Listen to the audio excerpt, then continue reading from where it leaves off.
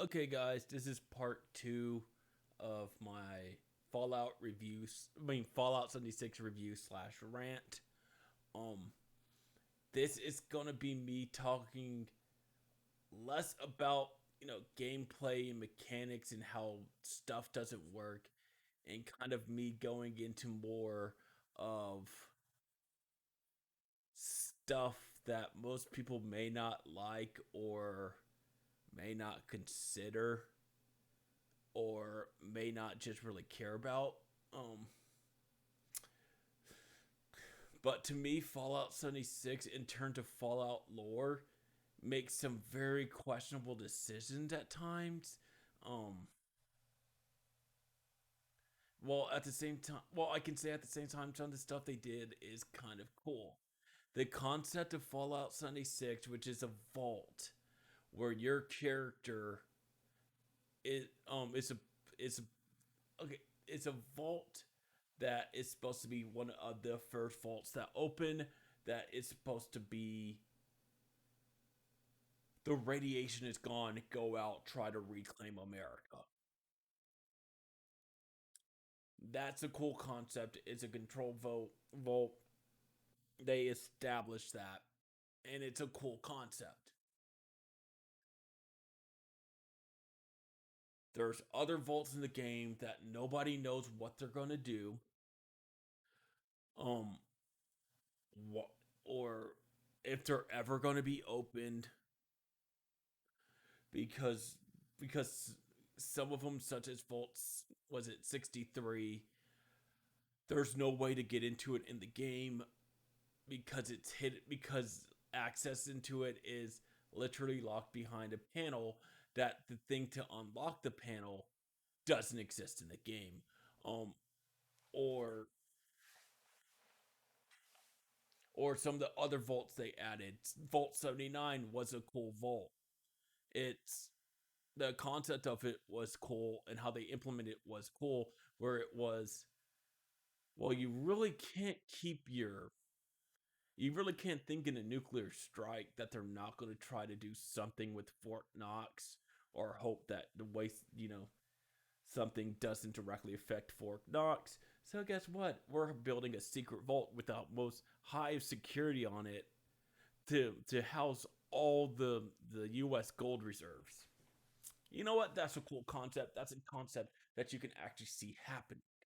Um, it's a thing that happened in WW2, um, with basically the US taking a lot of valuable stuff from other countries and holding it for them because they were out of striking distance from the Germans.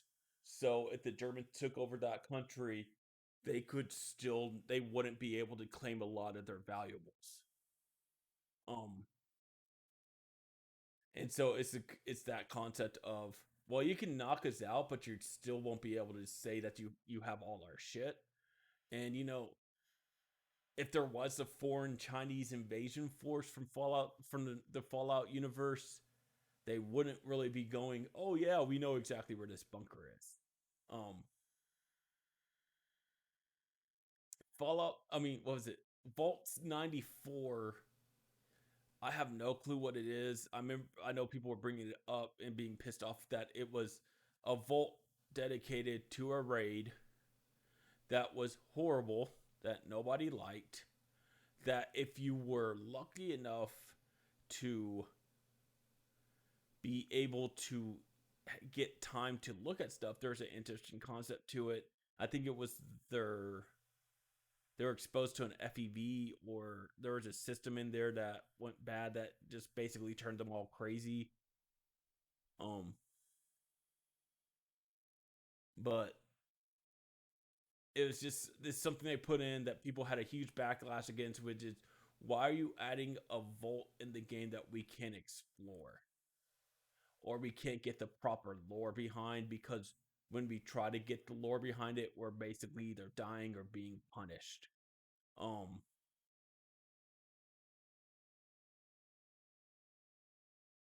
and I kind of like the fact that you have stuff as the congressional bunker. under White Springs and stuff like that, which is actually based off something in real life that exist. Um, and so you got cool concepts, but I think some of them they just drop on their head, and I think some people are just hoping that they fulfill the concept because if you know the Fallout lore and the Fallout universe with the volts, there's an X amount of volts. There's an X amount of volts that they set the number to, and you cannot say that that you can constantly start pulling up. Well, they didn't know about this fault, or they didn't know about this fault, or they didn't know about this fault, or this fault, or this fault, and you can't start pulling off out volts and saying they're not volts and aren't part of the official count. At some point in time, people are going to say no, stop doing that. Maybe once or twice you can do it, but it's not something that you can start pulling out of nowhere. Um, which is why volts are important, and the concept of what the volt is important on in Fallout. And this leads me to why the fuck did they dedicate a volt purely to battle royale?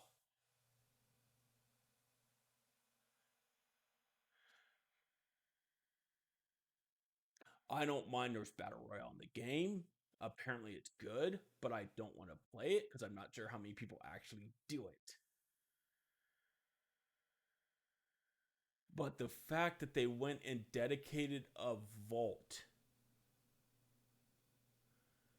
where it makes no where I can't imagine the leap in logic you have to take to be able to think that a battle royale can take place in a vault, or there's a vault that's dedicated to people killing each other and the one person like is the ruler, and it's like that would go completely against every single thing that the vault tech you know experiments were for, because a lot of them were like, hey, what happens when you do this? I'm pretty sure when it's what happens when everybody kills each other to the point where only one survives and you're the ultimate victor completely doesn't serve the point of what the experiments were intended for. You know, it is kind of a waste of a vault. Um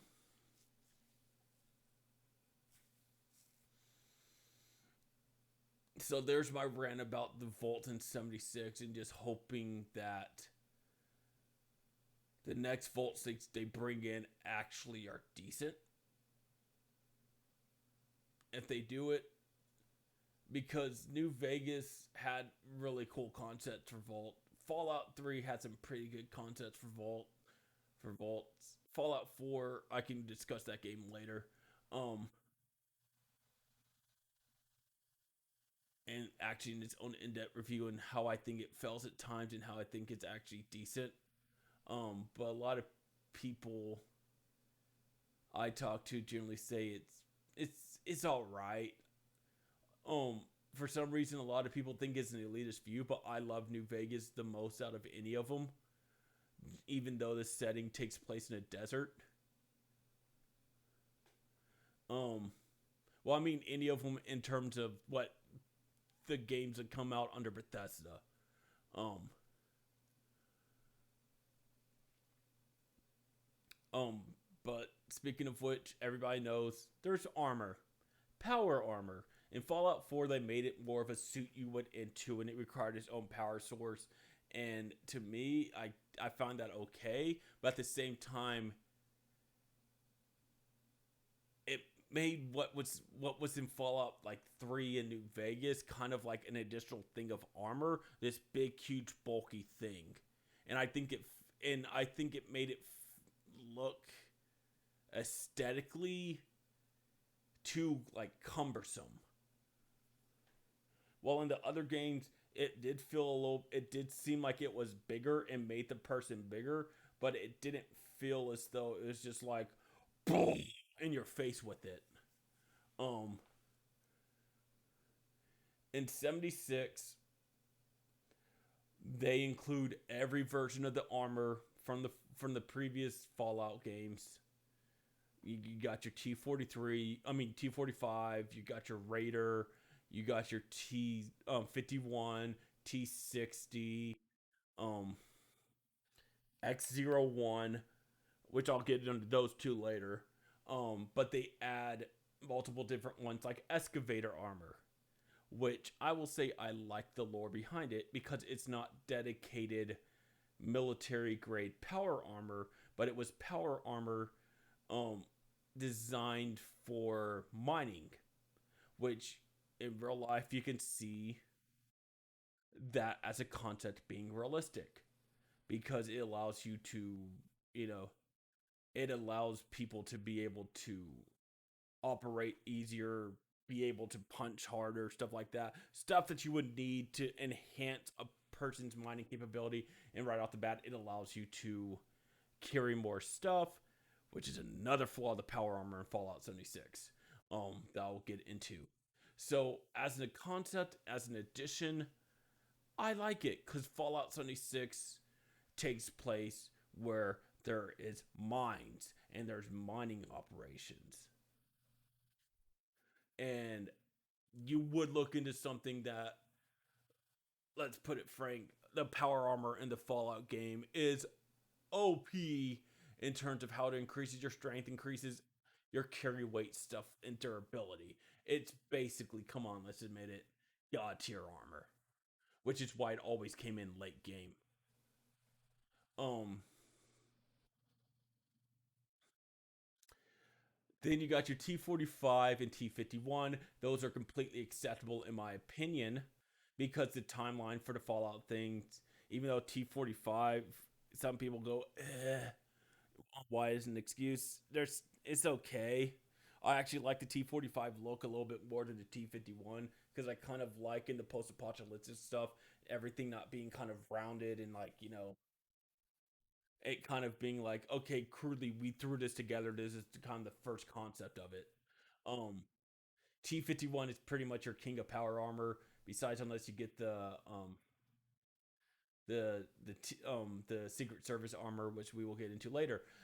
My thing is before alone the Secret Service armor is the fact that there's T-60 and X-01 fucking power armor literally before they showed up in canon in the Fallout universe. And if you want to try to work it around, it's complete bullshit. Okay.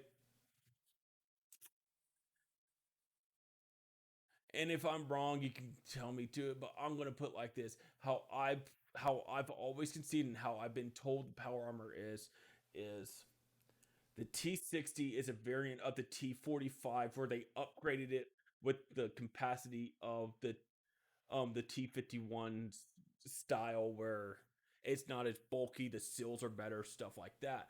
That's why it appeared in Fallout 4 because Fallout 4 takes is a leap from Fallout 3's ending to where the, to where the Brotherhood on the East Coast de- developed a better version of power armor based off the T-50 T-41 design and made a better version of it themselves.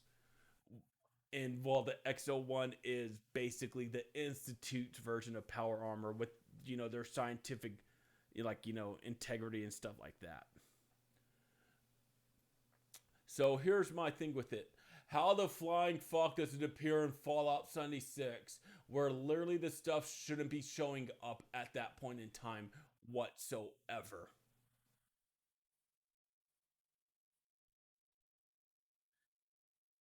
In the games that are coming out that are supposed to be in universe 200 years after Fallout 76, the people aren't using that armor?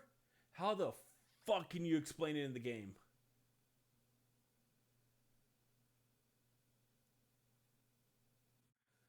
Like some people are like you're looking too much. I'm just like no, it's at least keep a common timeline.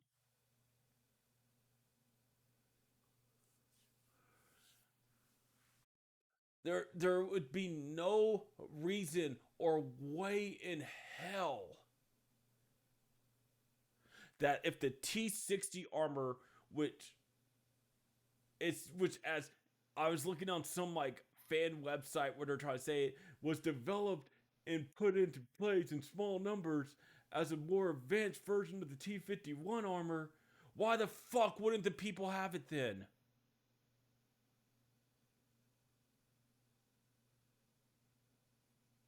Like, I'm sorry, the Brotherhood of Steel would be the people that know about it, because they're parts of the highest ranks of the military that branched off from the bad part of the U.S. government. Because that's what the Enclave and Brotherhood are. The Enclave is literally the bad fucking people in the U.S. government that literally wanted to do all the experimentation, literally wanted to push the war, literally were just assholes, and were the elitist fucking assholes that everybody could point out and say these people are fucking crazy.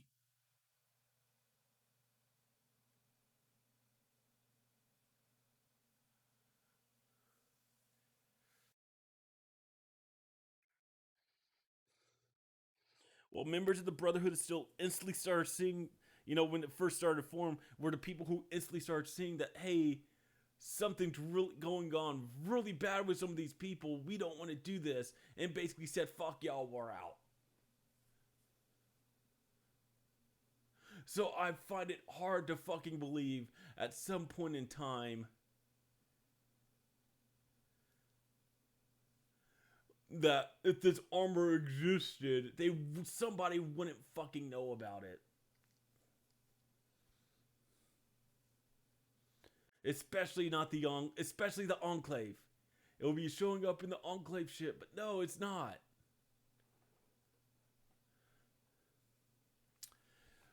Which leads me to the other shit. There's another suit of armor they call the Ultrasight armor, which is supposed to be Ultrasight is this rare thing that only takes place in there, and it's the Brotherhood of Steel chapter that was originally in Appalachia discovered, the benefits of Ultrasight, and they tried to integrate it into power armor. So you know what? And it honestly kind of looks like T51. Let's make it honest. It looks like a variant of T51. Just slightly modified to where they could have made improvements to make adjustments for better, you know, ventilation shit like that. Um, so that, you know what, I can find completely agree. Completely fine as long as you can, as it being something that most people wouldn't have access to. It's something that didn't exist pre-war. I mean, pre like bombs falling, and it's something developed, afterwards that could have easily been forgotten. So okay, I'll give you that. Then they introduced a T60 fucking 5 Secret Service power armor. My fucking god. How the flying fuck do you explain that shit? Because note, the Secret Service isn't something that was like, oh, we're our own separate thing. In Fallout games, they point out the Secret Service was part of the fucking Enclave. It's just the branch that was in Appalachia wasn't part of the Enclave, or wasn't one of the groups that decided that went with the Enclave. But I am just saying, if you have armor specifically designed for Secret Service use, how the fuck does the other, Secret Service groups don't know about that shit? Because you're only assigning it to one fucking group? Nah, you see these people that are protecting the president? Nah, they don't need that shit. That's the people protecting the gold. That's the only people that need to know about it. We can't give that information to others. It makes no goddamn fucking sense.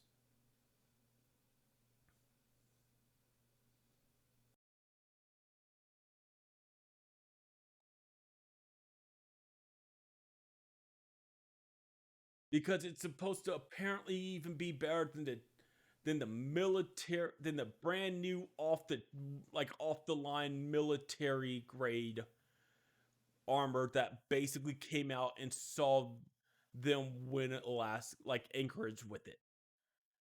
Because T-51 is the armor that won Anchorage.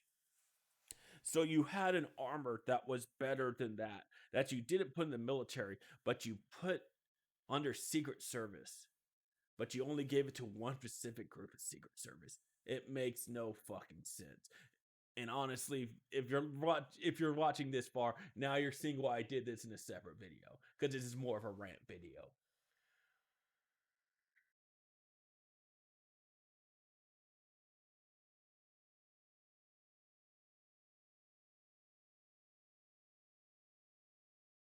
And also for the timeline, okay.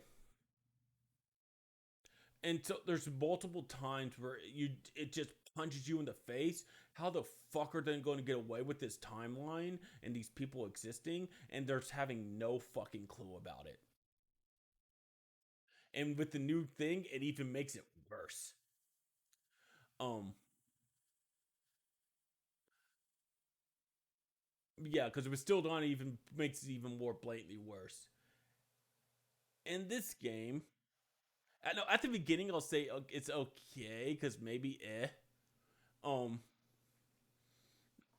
but in this game, the Enclave isn't the Enclave. It's a computer claiming to be the Enclave because the members that were supposed to be the Enclave all went crazy basically and killed themselves and like had a huge fight and killed themselves. And before anything happened, basically people think they're probably Midas problem. I know some people were saying Modus basically probably thought of them as expendable, or he was better than them and he shouldn't be taking orders from humans, and that's why they basically started going crazy and destroying his communications, because they realized that he wasn't, you know, he was that insane thing that would have ended anything, because again, I gotta have access to the nuclear silos type of thing. um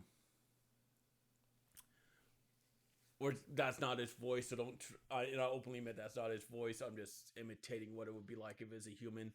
So don't go be like, "That's not Moses' voice." Mm.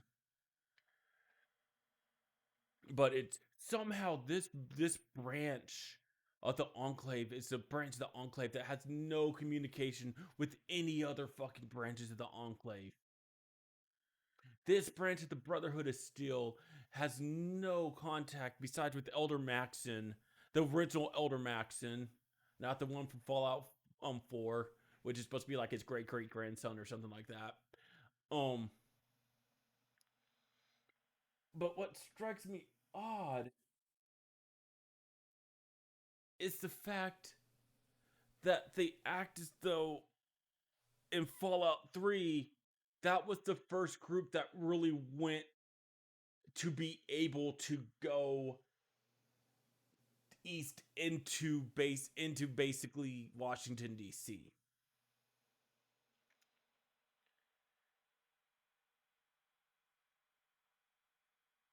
So by this timeline, they already made contact with other groups and were recruiting on the East Coast. How the fuck would that not become a thing in the other games where they would at least bring that up? And you would, because basically they're saying the lore between in Fallout 3 on how the Brotherhood split was they were seeing that in the East it was a bigger threat and they needed more help. And that it was more of a free for all than what it was in the West, which was you had government keeping stuff together. So the Brotherhood of Steel didn't have to really act as a governing body, but in the East are seeing they may have to act as a governing body because there is like lawlessness and chaos, and there's nothing to keep anything from bad from happening. Compared to in the West, you had groups like the NCR, where They had their own army, their own law enforcement, own laws and stuff like that. And you can bitch and moan about how the NCR is useless and yada yada yada, but you know they at least took care of their own shit.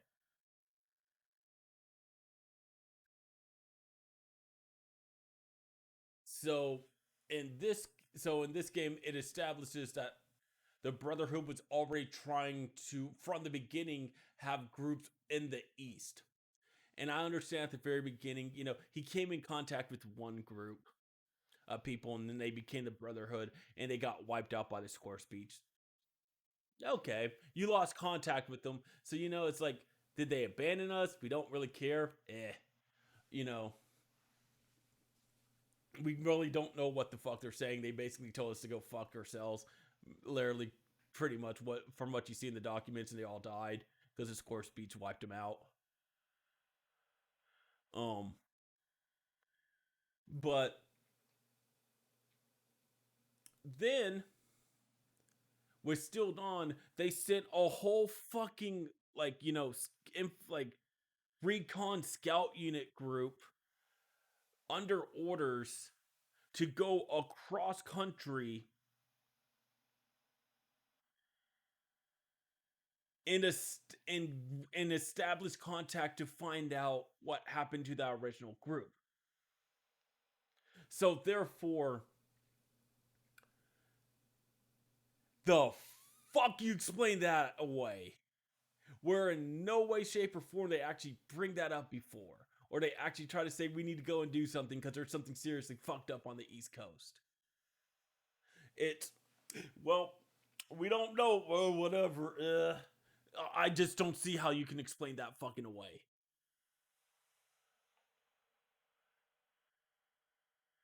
Because in Fallout, because in, Fallout 3, it was at least what really made the turning point was stuff like the pit, like Pittsburgh and stuff, where like they literally had to go and start wiping out like huge amounts of raiders and stuff on their way through cities because they literally was such a chaotic clusterfuck that they had to do that. And that's what kind of made, elder elder lions, who at the time was paladin lions, um really kind of start viewing that as there's nothing that's going to save humanity, and we can at least try to help the people that need help and try to guide them. That's where he got that concept from.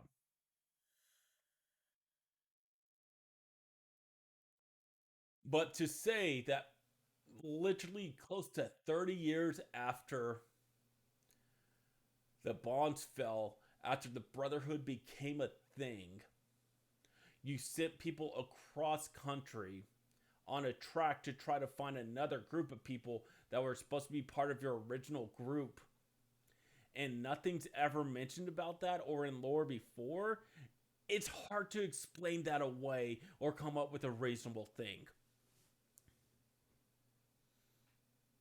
And their reasoning for their head paladin being well, actually, I would say head paladin, but she's just a paladin. She's just the highest ranking person there. And their knight being in conflict is the knight staying true to the Brotherhood's motto, while the paladin is like, we need to help people and blah, blah, blah. And then also you find out she gave horrible orders, and the knight basically saying they need to make contact because he's saying that because he wants them to face trial.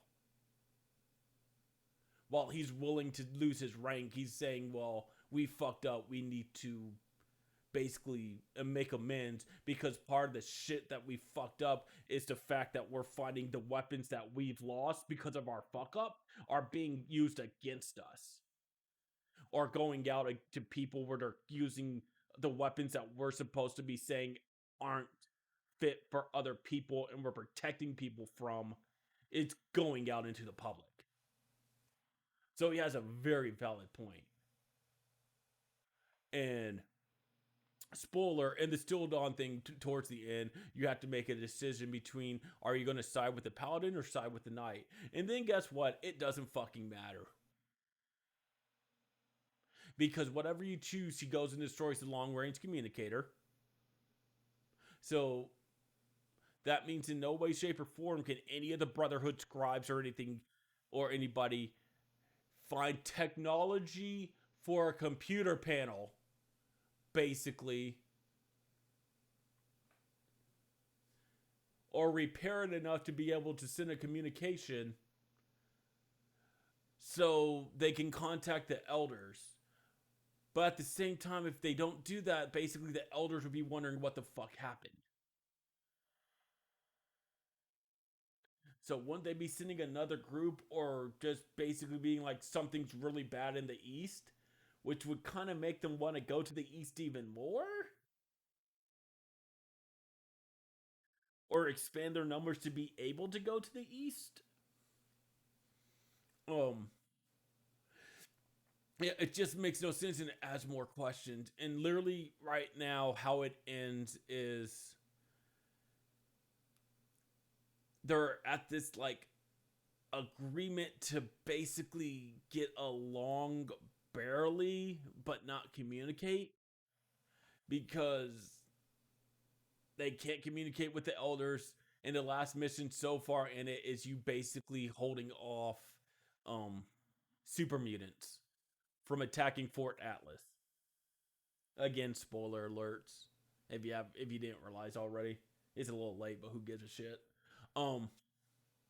So yeah, they're just blaring fucking holes in writing and just non-explained shit, and just like, where the fuck are you going to be able to tie up these holes? And it just makes no sense.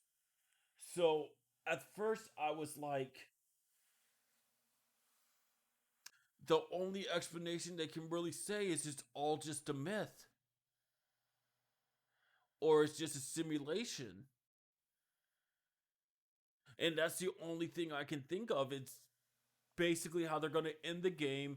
It's going to confirm that Fallout 76 was like a simulation based off of, you know, some like weird like experiment or something that turns out that they really didn't care about the timeline. They just wanted to see if they did an experiment where, or like try to investigate some stuff and just did a program how people would act or something, which would kind of be cool. And the real Vault 76 is basically do do do do do all a dream type of scenario.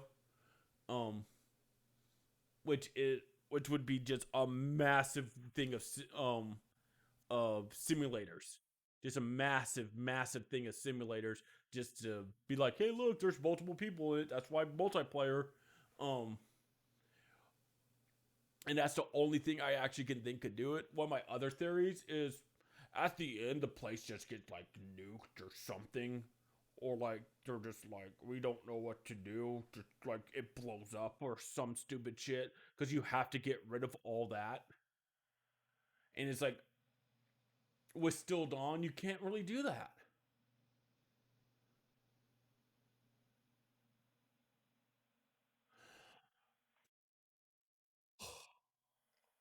Because it's the Brotherhood. If it was real and canon, would have would at least have to recognize the Still Dawn scenario. And even if they don't make contact, it's still, you sent a group out to find if people are, are MIA, and it would never be brought up or never be done in history. And it's like, come the fuck on. Because Fallout 3 acts as though, because it was the first game that took place on the East Coast. And the whole explanation of the T-45 over T-51 armor is the T-51 was harder to maintain, so the T-45 was, while being more cumbersome and, a more low-tech design, was an easier to maintain thing, and they couldn't really, like, they couldn't really justify with them being, basically in the middle of nowhere, not knowing how to get resources or proper maintenance for it. even though you're in DC and technically your thing is Pentagon, you're in the middle of the Pentagon. So T-51 armor kind of, you know, I would assume with military bases in DC, T-51 may have been a thing that you wouldn't have been have to worry about. Um,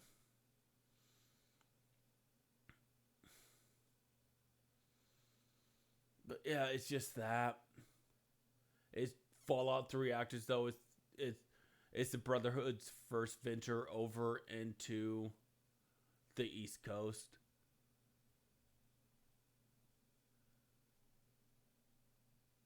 and they're and you know with it coming out like this, you think the Elder Maction in Fallout 4 would have said like yeah like we did be you know finally were a after multiple attempts we were able to do it, bringing out the fact they could have done it beforehand, and they just lost contact with every single group that's there, so they just thought hey they either went rogue or they died. Um, I know I'm running a little bit long on this, but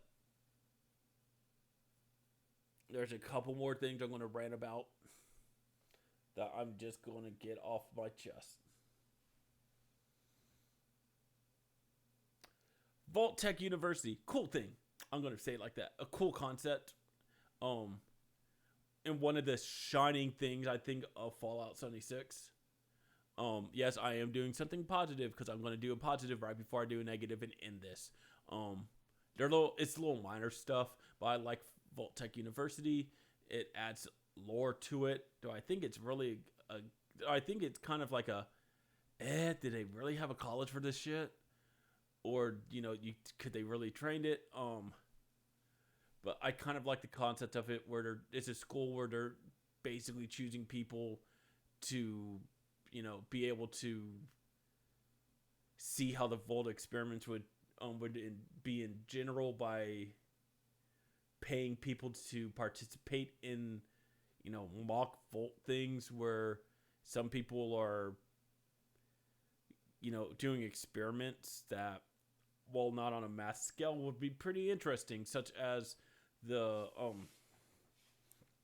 the last Vault-Tec University experiment that happened right when the bombs fell with the paste, which was supposed to technically be a food substitute, but it turned out to basically cause you to have a heart attack. And people were lying about what it was doing because it turns out that the people that were saying it's filling and stuff like that while still eating it were also basically going behind the people's back and taking food from the control group that wasn't supposed to be eating it and then lying about like, oh yeah, we're only eating the food, oh yeah, well, the paste is good, kind of being idiots about it. um like, and I kind of like the fact that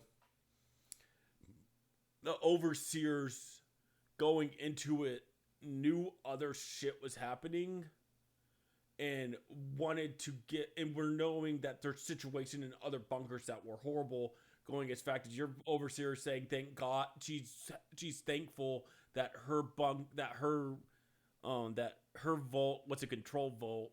And then there's stuff through her quest line from Wastelanders, is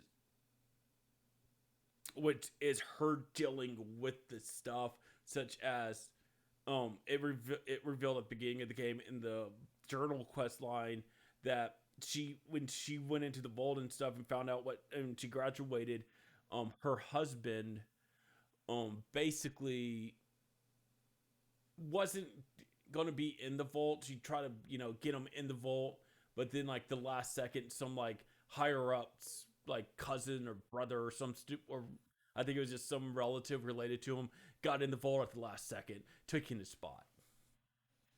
So she had to deal with that, where basically she knows once that she has to go in that vault, everybody that she knew is gonna die. So like it's kind of going into that again. Good story. So on to my last thing. That it's going to be really quick before I end it, and I'll probably never talk about Fallout 76 again. I'm never going to stream it again. If I play when I play it, which I'm still going to play because I want to unlock the cool shit.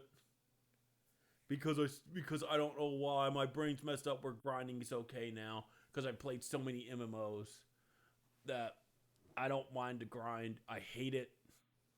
I hate it. I hate it. I hate it. But it's that I have a goal and I want to get that goal. So I'm willing to basically wade through shit to get it.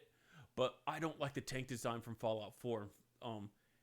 From Fallout 4 that's made it into Fallout 76 with the twin barreled um tank. Um if you don't know me, I'm kind of a tank buff. That tank design seems so fucking horrible. It makes no sense besides the fact that somebody went, "Gee golly, this looks cool. This looks like it's cool," while it being not practical at all. Even in the previous Fallout games, they used real world tanks or they modified images of of real world tanks. Sorry, I have a speech impediment. Um, R's are hard to pronounce for me. Um,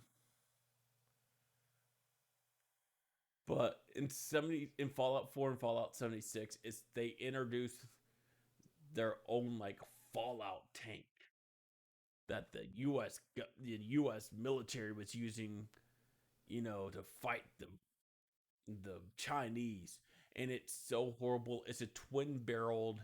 I'm gonna guess 90s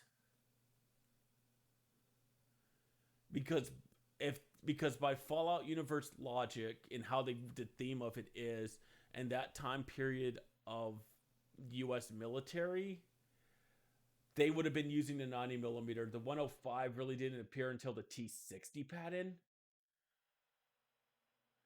in terms of it actually being the main gun for all the tanks up until basically the 120 replaced it on the Abrams with I think the M1A1 version, or is it M1A2?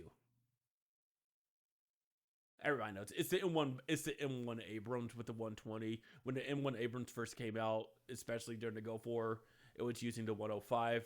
Post Go 4, they did the 120. Um, the only time that you really saw 105s um taking place during WW2 on the American side was on experimental tanks, which they were basically doing with two-piece ammunition, I believe. In huge giant tanks. Look up the T-29, um, or the T-95 super heavy, where they're these big giant beasts that required. Yeah, it was two-part ammunition because it required two loaders. Um, and they were basically designed. The T-29 was basically designed to knock out the King Tiger. And before anybody wants to say, "Well, what about the super person that knocked out a king tiger?" No, it didn't. The chieftain from Roll of Tanks actually did a really good article on it, and I know I'm going off on a rant on itself. He actually did a really good thing about it, where basically he described it as there's no way in hell that a king tiger could have been around where the super Pershing was on the time it got its supposed king tiger kill, because what we could confirm at the time is the Germans kept really good track of where their units were, and the closest King Tiger unit, the closest unit that had a King Tiger on it, would have been nowhere in operational range to be able to engage the Super Pershing. So unless one of their King Tigers went rogue and never got reported by anybody whatsoever, most likely they never encountered a King fucking Tiger. And also on top of that is the fact that a lot of people were claiming, well, this was a tiger. No, that was a Panzer IV that you fought. No, this was a tiger. No, that was a Panther. No, this was a tiger. And people were just saying we're making up stories because the Tiger tank and then the King Tiger tank were like the top dogs in the German military, and you didn't see them that. And if you saw them, it wasn't like in combat whatsoever. it was you heard really rumors of them. So it's more impressive to say I knocked out the German super tank that's that that's terrorizing, the Russians and was like king of the African desert versus I knocked out a Panzer IV. That thing they mass produced that, was a design that was out before, we even entered the war. That our tank it's a more modern design than that. It's kind of more impressive to say I knocked out a Tiger than I knocked out that. Um, but going back onto the tank thing off the rant, the turret looks like it can't fit anybody in it. The breaches itself would honestly take up so much of that turret that anybody put in there would be horribly cramped. You would have to have most likely two loaders in it. Um, because you would have to deal with two breaches. If not, your loader would be overworked to hell. Um, your tracks on it.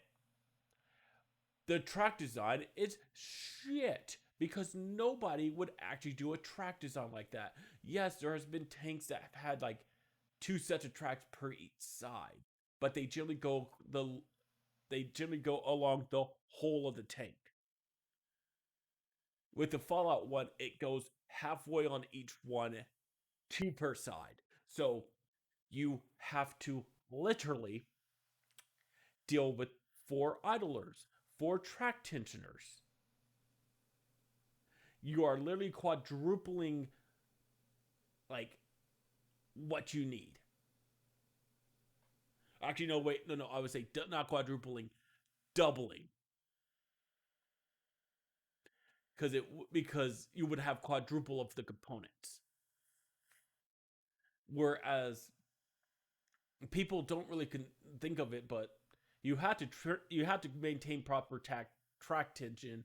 When you lose a track, you have to do stuff like you have to be able to easily pop it off and pop it back on, stuff like that. The more tracks you have on your tank in terms of individual like you know one per side, or you know Fallout phrase two per side, the one per side would be way better because it's way easier to maintain that. Because when you go to do track tension, you don't have to do four separate track tensions. You would only have to do two. Um, Also, the front armor of it has no slope for it whatsoever. Unless that thing is the most super thick fucking armor, the design of the front plate of it looks completely fucking stupid. Because that is something that everybody got away from pretty much during WW2. I was You could say the British didn't get rid of it um with the Comet, but at the same time, you can say that the Comet was a stopgap tank while they were putting out the Centurion, which had a slope on it. So if you're gonna put out a tank that I would have to say you would expect to engage other tanks, you would put a slope on it because having a straight front literally makes it where you would have to put more armor on that plate than you would if you had a slope, causing more weight. And then also on top of that, at least with the slope, you have a chance of it bouncing. And I just realized how much time it took me where I thought I was going to be quick to go into literally a tank rant. But I'm going to stop right now. I think I went way over time. I would have more stuff to say, but I don't think people would be interested um at all. If I am wrong with some stuff, please post something that can link me to proper stuff. But I've done and I went and I looked at stuff. I know some stuff is going to be maybe different from site to site, but I'm looking at the timeline in the games and when stuff is appearing and what stuff is. Like at one point in time, I think like people like somebody tried to Like one site tried to claim that the T-60 armor was technically supposed to be pre-war, even though that makes no sense because the T-51 literally started getting like into service pretty much right before the war ended, so they wouldn't be they wouldn't be jumping to T-60 right off the bat, especially when the T-51 basically proved it was, good to go. So instead of creating a brand new set of armor, it would more have been like, what can we do to improve it, like T-51D? Because I can openly say, yeah, okay, I can see them doing that. I just don't see them doing T-60 pre-war in any of the timelines. Um, but yeah, if you can prove me wrong, give me a link. I'll check it out. And if I feel like it's something I need to go back and basically say I've put my foot in my mouth, I'll go back and say I put my foot in my mouth because you know what? What I say, if I'm wrong, I'll openly admit I'm wrong. And if facts need to be corrected, fact needs to be corrected. And I'll go back and I'll make a video saying I fucked up. Um, but yeah, that has been an overly long rant about me getting stuff off my chest on just an insane shit I'm finding in Fallout like 76. And the rant and the tank thing was something I never really noticed it in 4 because I never really ran across them in 4. To where I went like, what the fuck's that? But in 76, it just shoved it in my face. Like, they're every fucking where. And you can't ignore them. I guess in 4 it was rare enough to where I didn't come across it. Um, because sadly I didn't do the DLC because my file got corrupted. I was like, fuck it. When I went to go do the DLC, um, but yeah, if you want to see more videos like that, please make a comment. If you actually enjoyed my insane tank discussion that came out of nowhere, please tell me. I'm a dude who likes tanks and I like military vehicles, and I can do more stuff about that. If you liked it, I would highly recommend you checking out the Chieftain. Um, he, I'm not sure if he still is, but he was the one of the historical people for World of Tanks America. He does some pretty cool videos. He does discussions about stuff. He's a um, he he's a former tank commander that served in Iraq. Um, and he's also a historian. So one of the things he does that other people don't do when they bring up tanks is common stuff that we as people who never had to serve on a tank or had to maintain a tank wouldn't really think of, such as track tension, stuff like that. Um, and he goes into really good detail about the history of the tank. At points, um, he goes inside the tanks and start describing this stuff and kind of what his opinion of stuff is. Um, if you get a chance, look up Inside the Hatch Comet. Um, because it is hilarious how like flawed that tank hatch design is. Um, Also another channel you can check out is the Tank Museum. I'm just plugging stuff at this point because I don't know how to end this. Yay! Tank Museum. They're um basically you could probably say the world's leading museum when it comes to like tanks and stuff like that. They're based out of Bovington, England. Um,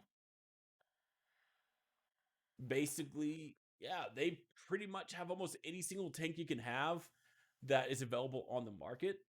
Um, and even some stuff that the British basically did, kind of like how the Americans have some stuff that in like Georgia and stuff like that, where they have like experimental tanks like the T29 and the T95. Bovington has stuff that was equivalent to that on the British. They can't have every single tank, it's understandable. because some countries produce such little amounts that they're not going to give up their tank to a foreign country, or such as with the mouse in Russia. Guess what? Tough luck actually getting that bitch to move or getting it out of the building that was built around it. Because yes, if you don't know, the mouse tank is so big that literally they pretty much parked it in a field and we're building a thing around it to display, because it's the only thing like it in the world, because we got the only two of them, and the Germans destroyed, basically made it to where we had to combine both of them together out of the parts that weren't destroyed to make one. So nobody else is ever going to get it, and most likely, unless like an act of God would happen, that's never going to leave Russia. Um, but I've been ranting and raving long enough. That's just been my stuff. Thank you for watching the video and listening to my insane ass. Um, I guess have a wonderful day. I'm outie.